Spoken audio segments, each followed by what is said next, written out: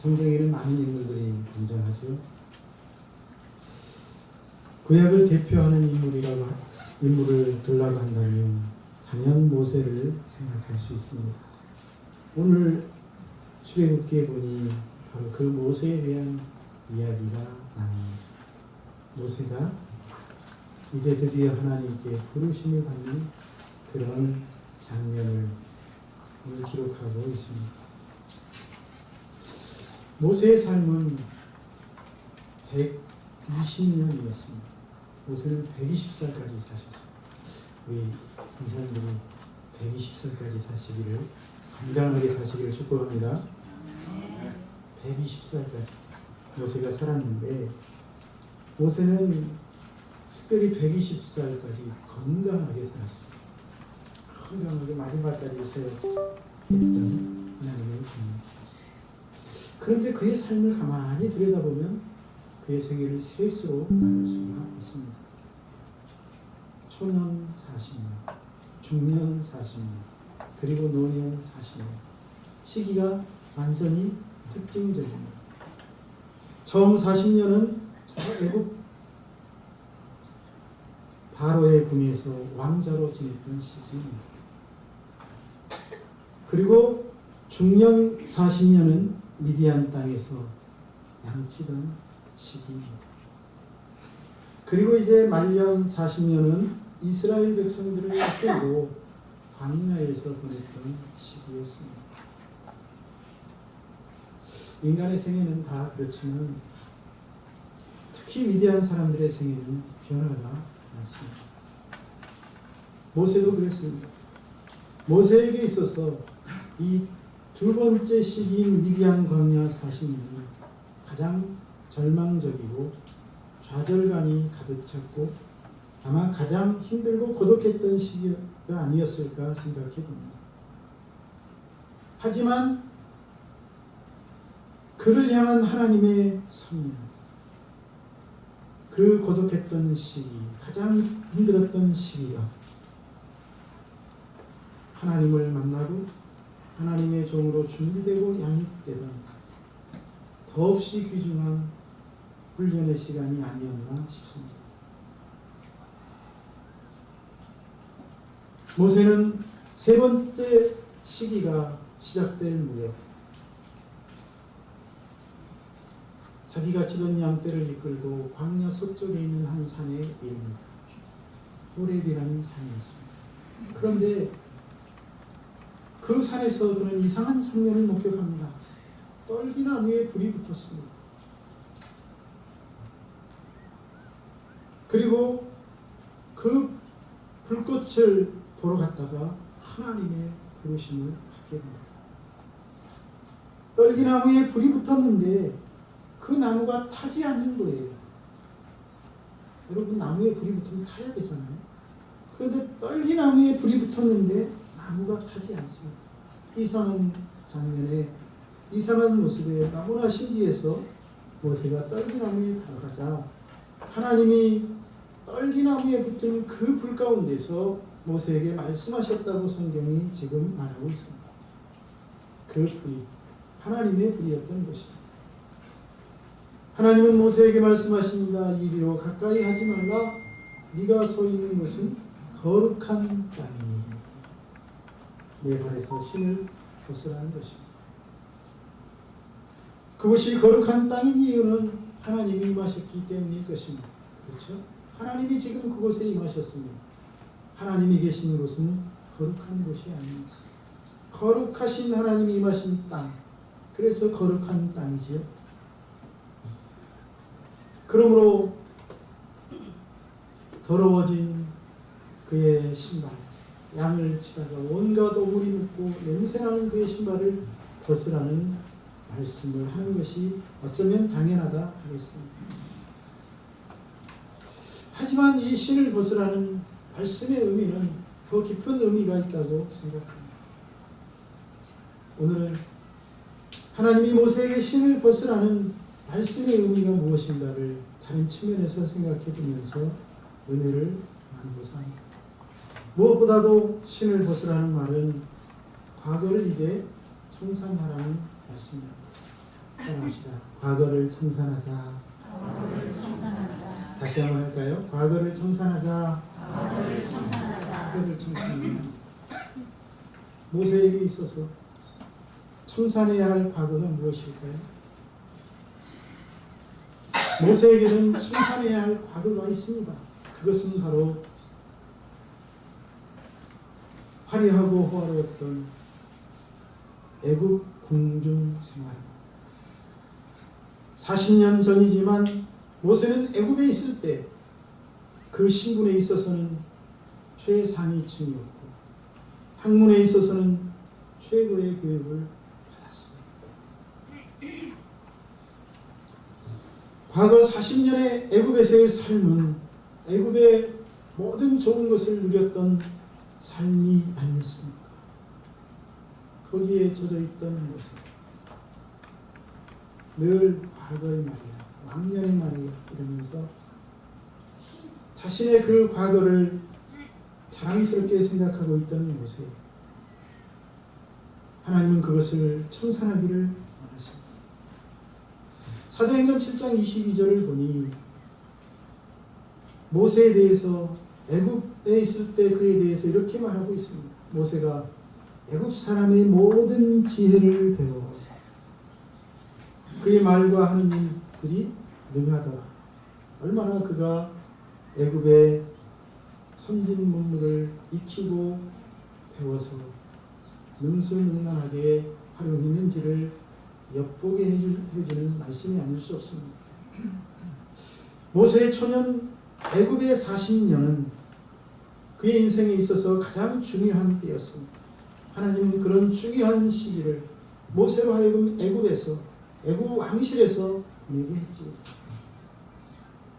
당시 애굽 왕 바로와 람셋 2세는 요셉 총리의 초청으로 애굽에 내려왔던 야곱의 후손들이 점점 번성하고 강성해가자 두려움을 느낍니다. 몇백만으로 늘어나자 두려워할 수밖에 없는데 저들이 반란을 꾸미고 우리의 대적과 손을 잡고 우리나라를 친다면 우리는 멸망할 수밖에 없을 것이라 생각했습니다. 당연한 생각입니다. 그래서 그들은 고심 끝에 잔인한 명령을 내립니다. 저 히브리 사람들이 낳은 아이들 중 사내 아이를 낳으면 다 죽여. 얼마나 잔인한 명령입니까? 그래서 히브리인들은 아이를 낳고 사내 아이는 죽일 수밖에 없었습니다. 그 시절 레위 후손 중 아므람과 요게벳 사이에 한 아들이 태어났습니다. 하지만 그들 부부는 그 아이가 너무나 아름답고 사랑스러워 왕명을 어기고 그 아이를 석 달 동안이나 숨겨 키웁니다. 하지만 아이가 커가면서 더 이상 숨길 수 없게 됩니다. 그러자 그 아이를 갈대 상자에 담아 나일강 물에 띄웁니다. 물론 하나님의 자극입니다. 당시 사랑스러운 아들을 갈대 상자에 담아 나일강에 띄워 보내야만 했던 이들 부부의 심정이 어떠했겠습니까? 아마 가슴이 찢어지듯 아팠을 것입니다. 아이를 나일강에 띄워 보내고 부모는 차마 그 모습을 바라보지 못했겠지만 그 아이의 누이 미리암이 멀찍이서 갈대 상자가 어떻게 되나 지켜보고 있었습니다. 그런데 기적이 일어났어요. 마침 애굽 왕 바로의 딸이, 다시 말하면 애굽 공주가 시녀들을 데리고 나일강에 목욕하러 나타난 것입니다. 그리고 그녀가 그 갈대 상자 안에서 우는 아이의 소리를 듣습니다. 그래서 가져와 보니 히브리인이 보낸 아이입니다. 사내 아이입니다. 그래서 그녀가 그 아이를 자신의 양아들로 삼습니다. 이건 역시 기적이 아닙니까? 히브리인 종들의 아이를 어떻게 양아들로 삼습니까? 이 모든 것이 여러분 하나님의 자격이라는 사실을 깨달으시기를 축복합니다. 그리고 그녀는 그 아이를 자기의 양아들로 삼고 자기가 낳은 아이가 아닌지라 아이를 젖먹여줄 유모를 찾습니다. 그 모습을 지켜보고 있던 누이 미리암 어머니에게 달려가서 전후 사정을 얘기하고 어머니 여기 이것이 그 아이의 유무가 됩니다. 그래서 모세는 자신의 생모 품에서 자라게 됩니다. 어머니는 자기 아들을 젖먹인 대가를 받지요. 그리고 젖을 뗄 무렵 애국 공주는 모세를 데려다가 왕궁에서 키웁니다. 여러분, 바로는 이스라엘을 멸절시키려 산의 아이를 다 죽이라는 명령을 내렸지만 우리 전능하신 하나님은 그의 명령을 역이용하여 모세를 왕궁에 들여보냈습니다. 바로 딸의 양아들이 되게 하셨습니다. 그리고 그로 하여금 애굽의 모든 문물을 배우고 익히게 해서 장래 지도자로서의 소양을 갖추게 역사하신 줄로 믿습니다. 하나님이 얼마나 섬세한 역사입니다. 그래서 모세는 애굽의 최고 학부인 히스피리오 대학에서 천문, 지리, 수학, 군사, 공군, 정치학을 배우는 엘리트 코스를 받았습니다. 애굽 최고의 학문을 배우고 성장하게 된 것입니다. 그런데 하나님이 지금 호렙산에서 모세에게 하시는 말씀은 무엇입니까? 내 발에서 신을 벗으라는 것입니다. 여러분, 이 말씀은 바로 이제 그 모든 것을 내려놓으라는 말씀이지요. 그 모든 것을 내려놓지 않으면 하나님의 종이 될 수 없다는 뜻이고 이스라엘 백성의 지도자로서 합당치 않다는 말씀입니다. 양아들로 들여보내서 애굽의 문물을 배우게 하실 때는 언제고 이제는 그것을 다 내려놓으라니 하나님 말이 됩니까? 라고 반문하실 분도 있을지 모르겠습니다. 내 말이 됩니다. 그리고 이는 당연한 것입니다. 그런 것들은 결국 모세의 자랑이 될 것이고 또 모세를 자기 주장과 생각에 갇히게 해서 완고하게 만들어서 하나님의 말씀에 불순종하게 하고 이스라엘 백성들에게는 큰 상처와 아픔을 주지 않겠습니까? 모세가 자랑해야 할 것은 앞으로 하나님의 종으로서 모세가 자랑하고 높여야 할 분은 그의 신분과 학문이 아니라 하나님이시기 때문입니다. 앞으로 모세가 따라가야 할 것은 애굽에서 배운 그 학문과 정치 기술이 아니라 다시 말하면 자신의 생각과 주장이 아니라 하나님의 말씀이어야 하기 때문입니다. 모세는 섬김을 받고 칭송을 받는 지도자로 부르심을 받은 것이 아니라 섬기는 지도자로 하나님이 부르셨기 때문입니다. 다시 말씀드리면 모세는 자신이 섬김을 받는 것이 아니라 하나님의 백성 이스라엘을 섬기고 그 백성들을 위해 봉사하도록 부르심을 받았기 때문에 이제 그 모든 것을 그 화려했던 모든 자랑스러웠던 그 모든 것들을 던져버려야 하는 것이죠. 그러므로 그가 이스라엘의 지도자가 되기 위해서 애굽의 최고의 학문과 지식을 배우고 익히는 과정은 꼭 필요하고 중요한 과정이었지만 이제는 그를 부르신 하나님의 뜻을 이루고자 한다면 그것을 다 내려놓아야만 한다는 말씀입니다. 그렇습니다. 하나님께 부름받은 종들은 하나님의 사역을 위해 최선을 다해 훈련받고 준비해야 합니다. 하지만 그것이 목적이 되고 자랑이 되면 안 됩니다. 그 과정은 하나님의 사역을 위하여 자신을 준비하는 과정이었을 뿐입니다. 모세는 누구보다도 부족하고 노예의 후손이었기에 최고의 과정을 거쳐서 지도자 훈련을 받아야 했습니다. 세상에서 가장 화려하고 최고의 엘리트 코스를 밟았다고 한다면 역설적으로 그만큼 내가 부족했기 때문은 아닌지 자신을 생각해 보아야 합니다. 그리고 이제 준비를 마쳤다면 그 모든 것은 이제 필요 없습니다. 다 내려놓지 않으면 오히려 그것들이 앞으로 사역에 방해가 되고 걸림돌이 될 것이기 때문이지요. 그것들이 하나님의 영광을 가로막고 자신이 영광을 받는 도구가 될 것입니다.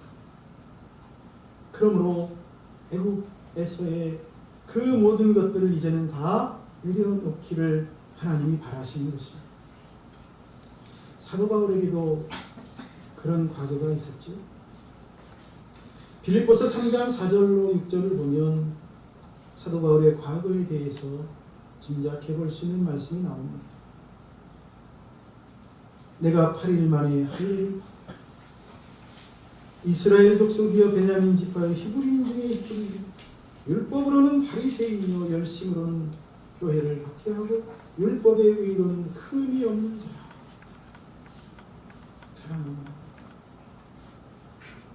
대단한 과정을 거쳐서 정통 바리새인으로 율법학자로 바리새인 중에 바리새인으로 성장했습니다.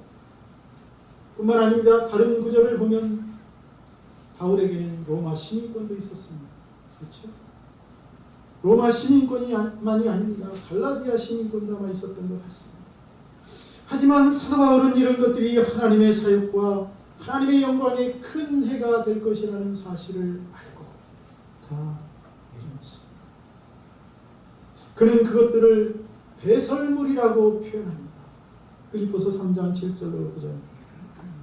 무엇이든지 내게 유익하던 것을 내가 그리스도를 위하여 이제는 다 해로 여길 뿐더러 모든 것을 해로 여기면 내 주 그리스도 예수를 아는 지식이 가장 고상하기.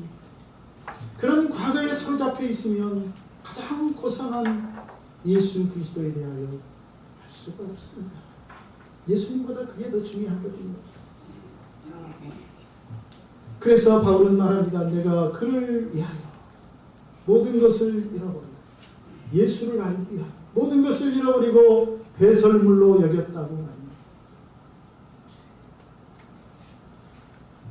모세에게 내 발에서 신을 벗으라는 말씀이 바로 그런 말씀입니다. 그러므로 하나님의 신실한 종으로 거듭나고자 한다면, 하나님의 손에 붙들려 하나님의 영광을 위하여 살고자 한다면 세상에서 얻었던 그 지위와 화려했던 모든 것 다 내려놔라. 거기에 사로잡혀 있어서는 신실한 하나님의 일꾼으로 하나님 앞에 쓰임받을 수 없다는 사실을 깊이 생각하실 수 있기를 주의 이름으로 축복합니다. 우리 성도, 내가 과거에 어떤 삶을 살았건, 얼마나 화려하고 얼마나 대단하고 세상에서 어떤 지위에 있었건 다 하나님의 영광을 위하여 겸손히 하나님의 교회를 세우기 위해 맡은 사역을 감당해 나아갈 수 있기를, 주신 사명을 붙들고 나아갈 수 있기를 주님의 이름으로 축복합니다. 그리하여 하나님께 신실한 종으로, 충성스러운 종으로 인정받는 여러분 되시기를 주님의 이름으로 축원합니다. 다음으로 오늘 내 발에서 신을 벗으라는 이 말씀은 현재의 생활도 이제는 벗어 던지라는 말입니다. 우리 같이 한번 하십시다. 현재의 생활도 벗어 던져야 한다. 현재의 생활을 벗어 던지는 것은 용기가 필요합니다. 쉽지 않습니다. 그렇지? 하나님 앞에 선 모세에게 벗어 던져야 할 것이 또 있죠. 그것은 현재 양치기의 삶입니다. 모세는 애굽에 있을 때 애굽 사람이 동족 히브리인을 괴롭히는 것을 보고 참지 못하고 분노하여 사람들 몰래 그를 돌로 쳐 죽인 일이 있었습니다. 그리고 결국 그것이 발각되어 그는 애굽에서의 모든 것을 다 뒤로 하고 미디안 광야로 도피해야만 했지. 그런데 그 광야에서 마침 양을 치던 이드로의 딸 십보라라는 여인을 만나 그와 결혼해서 지금까지 40년을 이드로의 양을 치면서 살고 있습니다. 애굽에서 최고의 층이었던 그가 이제는 목동이 되어 미디안 광야에서 양들과 뒹굴며 양을 기르는 사람이 되었습니다. 한 여인을 만나 지극히 평범하면서도 평화로운 삶을 살고 있습니다. 어떻게 보면 참 이상적인 삶이라고 할 수 있습니다. 하지만 여러분, 그런 모세에게 하나님이 나타나셨습니다. 하나님이 이제 그를 부르신 것입니다. 그리고 그에게 말씀하십니다. 내 발에서 신을, 이젠 그런 삶을 벗어 던져야 한다는 말씀입니다. 이젠 그런 세상 일들을 내려놓아야 한다는 말씀입니다. 하나님의 부르심을 받은 사람은 더 이상 그런 세상 일들에 마음을 쓰거나 양을 키우고 새끼를 낳고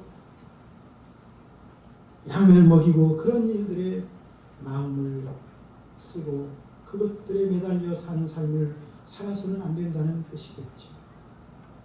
그가 하나님으로부터 거룩한 사명을 받았고 영광스러운 하나님의 일을 하도록 세우심을 입었기 때문입니다. 앞으로 모세가 마음을 써야 할 일이 무엇일까요?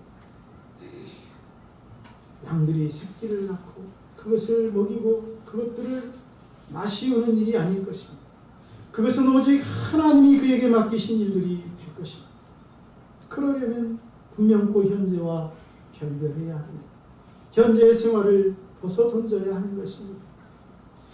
여러분, 이것이 바로 아브라함이 갈대아 우르를 떠나야만 했던 이유가 아니겠습니까? 창세기 12장 1절로 3절, 하나님이 갈대아 우르에서 기반을 잡고 잘 살고 있던 아브라함에게 나타나서 말씀하십니다. 갈대아 우르를 떠나라고 말합니다. 너는 너의 고향과 친척과 아버지의 집을 떠나 내가 내게 보여줄 땅으로 가라. 내가 너로 큰 민족을 이루고 내게 복을 주고 내 이름을 창대하게 하리. 너는 복이 될지라. 무슨 말씀입니까? 아브라함은 지금 하나님이 믿음의 조상으로 삼겠다고, 복의 근원으로 삼겠다고 약속하시며 갈대아 우르를 떠나라고 말씀하고 있는 것입니다. 아브라함은 믿음의 조상이 되기 위해서 복의 근원으로 살아가기 위해서 부르심을 받았기, 이제 그 갈대아 우르를 떠나야만 하는 것입니다. 현재의 삶을 벗어나야 하는 것이지. 베드로와 안드레가 그물과 배를 버려두고 예수님을 따라 나선 것, 야고보와 요한이 아버지를 품꾼들과 함께 버려두고 예수님을 쫓아 나선 것도 같은 이유가 아니겠습니까? 거룩하신 예수님의 부르심을 받았고 주님의 거룩한 사역, 사람을 나누고 부르심을 받았기 때문입니다. 그러므로 그들은 현재의 생활을 벗어던지고 예수님을 따라 나선 것이지. 이와 관련해서 예수님이 제자들에게 하신 말씀도 있습니다. 마태복음 10장 37절로 38절. 아버지나 어머니를 나보다 더 사랑하는 자는 내게 합당하지 아니하고 아들이나 딸을 나보다 더 사랑하는 자도 내게 합당하지 아니하며 또 자기 십자가를 지고 나를 따르지 않는 자도 내게 합당하지 아니하며. 무슨 말입니까? 하나님이 맡기신 일을 가장 중요하게 생각하고 그것을 위하여 살라는 말씀이 아니겠습니까? 누가복음 9장 57절 이하에서 어떤 사람이 예수님께 말했습니다. 주여 어디로 가시든지 나는 주를 따르겠습니다. 하지만 나로 먼저 가서 돌아가신 내 아버지를 장사하고 오게 해주세요. 그래서 예수님이 뭐라고 말씀하셨습니까? 죽은 자들로 자기의 죽은 자들을 장사하게 하고 너는 가서 하나님의 나라를 전하라. 하나님 나라를 전하는 일을 위해 그 일이나 신경 쓰고 그 일이나 최선을 다하는 것입니다. 또 한 번은 어떤 사람에게 예수님이 이번에는 말씀하신 나를 따르라. 참 거룩한 초청을 받은 것입니다. 나를 따르라니, 주님으로부터 나를 따르라는 말을 들었다니 얼마나 복된 사람입니까? 그런데 그 사람이 예수께 말씀합니다. 나로 먼저 가서 내 가족과 작별 인사를 하고 오게 해주세요. 그때 예수님이 하신 말씀이 무엇이었습니까? 손에 쟁기를 잡고 뒤를 돌아보는 자는 하나님의 나라에 합당하지 아니하리라. 무슨 가서 아버지 장례 치르지 말고 작별 인사도 하지 말라, 그런 말씀이 아니죠. 내게 주신 사명, 하나님이 맡겨주신 그 일에 최선을 다하는 말씀이 아닙니까? 달란트의 비유는 무엇이고 문화의 비유는 무엇입니까? 하나님이 맡겨주신 사명과 하나님이 주신 거룩한 일에 최선을 다하는 삶을 살라는 것입니다. 지금 하나님이 모세에게 내 발에서 신을 벗으라는 말씀, 이는 분명 거룩한 사명으로의 부르심이요 영광스러운 삶으로의 부르심입니다. 그러므로 이 부르심에 따라 주님을 따라가려면 먼저 현재의 삶을 벗어던져야 합니다. 세상 일들의 마음 빼앗겨서, 세상 일들에 바빠서 정신없이 살아가던 삶에서 벗어나야 하는 것이 그렇습니다. 저와 여러분은 하나님께 부름받은 거룩한 하나님의 자녀와 하나님의 백성인 줄로 믿습니다. 저와 여러분에게는 거룩하신 하나님이 주신 사명이 있습니다. 영광스러운 하나님의 일을 위하여 부름받은 종들이 아닙니까? 그 일은 바로 사람을 낚는 어부의 삶입니다. 그렇다면 우리가 집중하고 최선을 다하고 신경을 써야 할 일이 무엇이겠습니까? 마땅히 하나님이 맡긴 그 일이 되어야 하지 않겠습니까? 이를 위해 우리는 현재 생활을 벗어던져야 하고 세상 일들을 내려놓아야만 하겠습니다. 저와 여러분, 오늘 내 발에서 신을 벗으라고 말씀하시는 이 주님의 말씀의 깊은 뜻을 생각하고 하나님이 우리에게 맡겨주신 사명과 거룩한 일을 생각하며 주님이 맡겨주신 그 일에 최선을 다할 수 있는 종들이 되기를 주님의 이름으로 축복합니다. 여호수아 5장 15절을 보니 하나님 여호수아에게도 신을 벗으라고 말씀하셨습니다. 요단강을 건너 가나안 땅에 들어가자 한 천사를 보내 말씀하시죠. 내 발에서 신을 벗어 네가 선 곳은 거룩하니라. 여러분, 저와 여러분은 거룩한 하나님 앞에 서 있습니다. 거룩하신 하나님의 백성으로 선택되었습니다. 그러니 거룩하지 않는 일들, 거룩하지 않는 모습들 이제 다 벗어던지고 내려놓아야 하겠습니다. 여호수아는 하나님의 말씀대로 신을 벗습니다. 그랬더니 여리고성이 무너지고 가나안 땅을 점령하게 됩니다. 여러분, 이는 여리고성을 점령하려면 신을 벗어야 한다는 말씀입니다. 가나안 땅을 차지하고자 하는 자는 신을 벗어야 한다는 뜻입니다. 오늘 호렙산에서 모세에게 내가 선 땅은 거룩하니 내 발에서 신을 벗으라는 말씀도 마찬가지입니다. 이제 거룩한 하나님의 백성들을 구원하러 가야 합니다. 그들을 인도하는 지도자가 되어야 합니다. 이제 지금까지 살아왔던 삶을 접고 하나님이 맡겨주신 그 일에 올인해야 할 사람입니다. 신을 벗지 않으면 여전히 양치는 일, 부인과 자식들과 함께 알콩달콩 살아가는 그 일만 신경 쓴다면 하나님이 기뻐하시는 이 거룩한 일은 감당할 수 없습니다. 저와 여러분이 오늘 말씀을 통해 신을 벗으라는 하나님의 말씀을 다시 한번 생각하고 하나님 앞에 내가 어떤 모습으로 서야 할지를 묵상하며 귀한 종들로 거듭날 수 있기를 주님의 이름으로 축원합니다. 기도하겠습니다. 살아계신 아버지 하나님, 내 발에서 신을 벗으라고 말씀하시는 하나님의 말씀을 통해 하나님이 모세에게 원하시는 삶이 무엇인지를 생각하며 은혜를 나누게 하시니 감사합니다. 우리도 모세처럼 거룩한 하나님으로부터 거룩한 하나님의 백성으로 거룩한 하나님의 사역 현장으로 부름을 받은 하나님의 종들임을 깨닫습니다.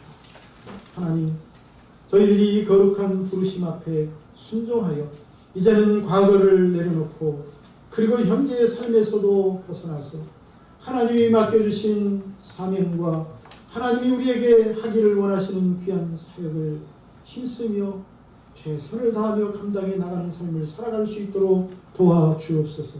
그리하여 우리의 삶을 통해 많은 영혼들이 구원받고 많은 사람들이 영원한 생명을 얻는 역사가 있게 하여 주옵소서. 우리를 이 귀한 사역에 불러주시니 감사합니다. 저희들이 감사함으로 주님의 부르심에 순종할 수 있는 믿음을 주옵소서. 예수님의 이름으로 축복하고 기도하옵나이다.